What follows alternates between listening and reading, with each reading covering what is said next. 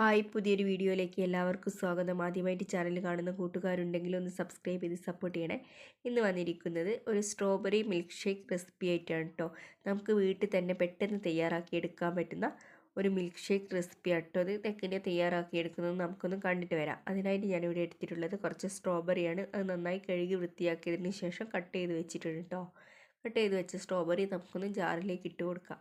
ചെറിയ ജാറുള്ളവർ തീർച്ചയായും ചെറിയ ജാർ വെച്ച് ചെയ്യുക. എൻ്റെ കയ്യിൽ ചെറിയ ജാർ ഇല്ലാത്തത് കൊണ്ട് ഞാൻ വലിയ ജാറിലാണ് കേട്ടോ ഇത് ചെയ്യുന്നത്.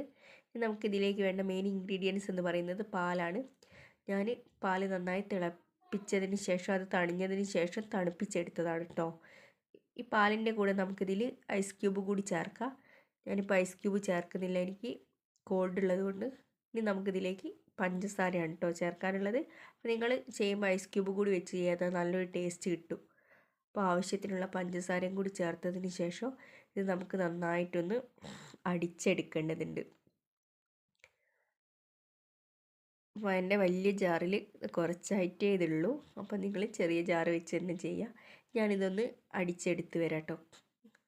അപ്പോൾ ജ്യൂസ് ഇവിടെ റെഡി ആയിട്ടുണ്ട്. നല്ല ടേസ്റ്റുള്ള ജ്യൂസാണ് കേട്ടോ ഇത്. അപ്പോൾ എല്ലാവരും ഒന്ന് ട്രൈ ചെയ്ത് നോക്കുക. എൻ്റെ വീഡിയോ ഇഷ്ടമായ എല്ലാവരും ലൈക്ക് കമൻറ്റ് സബ്സ്ക്രൈബ് ചെയ്യാൻ മറക്കരുത്. വളരെ ടേസ്റ്റിയായ ഒരു ജ്യൂസാണ് കേട്ടോ.